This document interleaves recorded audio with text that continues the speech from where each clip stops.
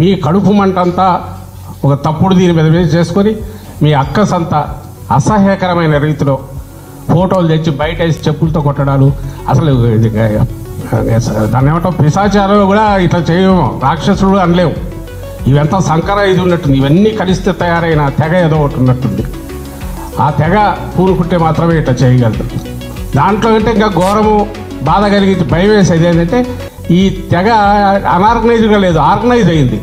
ఇవంతా సంకర ఇది ఉన్నట్టుంది. ఇవన్నీ కలిస్తే తయారైన తెగ ఏదో ఒకటి ఉన్నట్టుంది. ఇవంతా సంకర ఇది ఉన్నట్టుంది. ఇవన్నీ కలిస్తే తయారైన తెగ ఏదో ఒకటి ఉన్నట్టుంది. ఇప్పుడు ఈ అంశం మన సమాజంలో ముఖ్యంగా రాజకీయాల్లో కొన్ని పదాలు ఎంత తీవ్రమైన పరిణామాలకు దారితీస్తాయో తెలియజేస్తుంది. కొన్ని రోజుల క్రితం వైఎస్ఆర్సీపీ నాయకులు సజ్జల రామకృష్ణారెడ్డి అమరావతి ప్రాంత ప్రజల్ని ఉద్దేశించి సంకర జాతి అని చేసిన వ్యాఖ్యలు ఎంతటి దుమారం రేపాయో అందరికీ తెలిసిందే. అయితే ఈ వ్యాఖ్యలపై శాసనసభ ఉపసభాపతి రఘురామకృష్ణంరాజు డీజీపీకి ఫిర్యాదు చేశారు. కాబట్టి ఈ రోజు నేను డీజీపీ గారికి ఒక కంప్లైంట్, నిన్న సజ్జల గారు వాడిన ఆ భాషా ప్రయోగం యొక్క వీడియో క్లిప్పింగ్, ఆ పేపర్ కట్టింగ్, ఇవన్నీ కూడా అటాచ్ చేసి ఇస్తున్నాం. కేసు నమోదు చేయాలని కోరారు.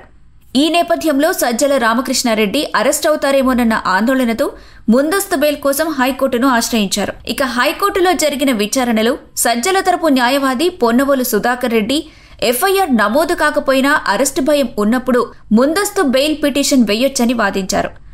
అయితే పబ్లిక్ ప్రాసిక్యూటర్ లక్ష్మీనారాయణ మాత్రం ఇప్పటి వరకు ఆ ఫిర్యాదు ఆధారంగా కేసు నమోదు కాలేదని, కేసు నమోదు కాకుండా ముందస్తు బెయిల్ పిటిషన్ వేయడానికి వీల్లేదని హైకోర్టు గతంలోనే స్పష్టమైన తీర్పిచ్చిందని గుర్తు చేశారు.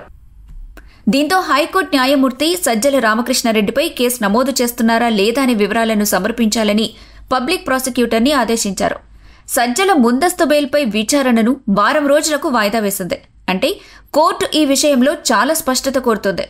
ఒక కీలక నాయకుడు చేసిన వ్యాఖ్యలు సాధారణమైనవి కావని, వాటి ప్రభావం సమాజంపై ఉంటుందని కోర్టు కూడా గుర్తిస్తోందని ఇక్కడ మనం అర్థం చేసుకోవచ్చు. కేవలం సజ్జల వ్యవహారం మాత్రమే కాదు, ఇంకో 2 సంఘటనలు కూడా హైకోర్టు పరిశీలనలో ఉన్నాయి. మాజీ మంత్రులు పేర్ని నాని, అలానే అనిల్ కుమార్లపై కూడా కృష్ణా జిల్లా పామరు పోలీసులు కేసు నమోదు చేశారు.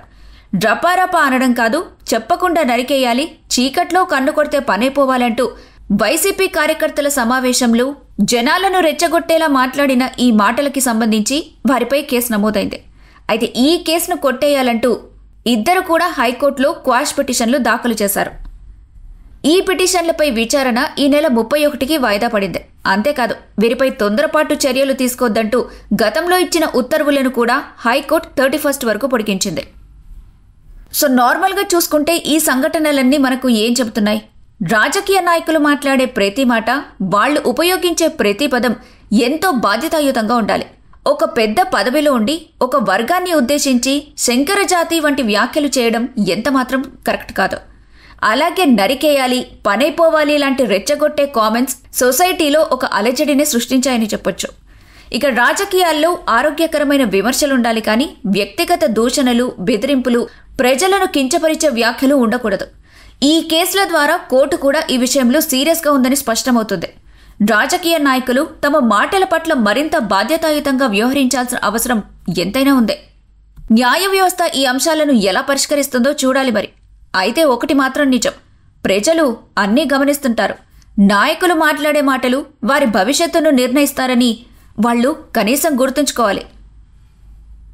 మరి దీనికి సంబంధించి మీరేమనుకుంటున్నారు? నాయకులుగా ఉంటూ ఇలాంటి మాటలు మాట్లాడడం ఎంతవరకు కరెక్ట్? మీ ఒపీనియన్ని కామెంట్లో మీ కడుపు మంటంతా ఒక తప్పుడు దీని మీద చేసుకొని మీ అక్కసంతా అసహ్యకరమైన రీతిలో ఫోటోలు తెచ్చి బయట వేసి చెప్పులతో కొట్టడాలు, అసలు దాన్ని ఏమంటాం పిశాచాలు కూడా ఇట్లా చేయము, రాక్షసుడు అనలేము. ఇవంతా సంకర ఇది ఉన్నట్టుంది. ఇవన్నీ కలిస్తే తయారైన తెగ ఏదో ఒకటి ఉన్నట్టుంది. ఆ తెగ పూనుకుంటే మాత్రమే ఇట్లా చేయగలదు. దాంట్లో అంటే ఇంకా ఘోరము బాధ కలిగించి భయం వేసేది ఏంటంటే ఈ తెగ అనార్గనైజ్గా లేదు, ఆర్గనైజ్ అయింది.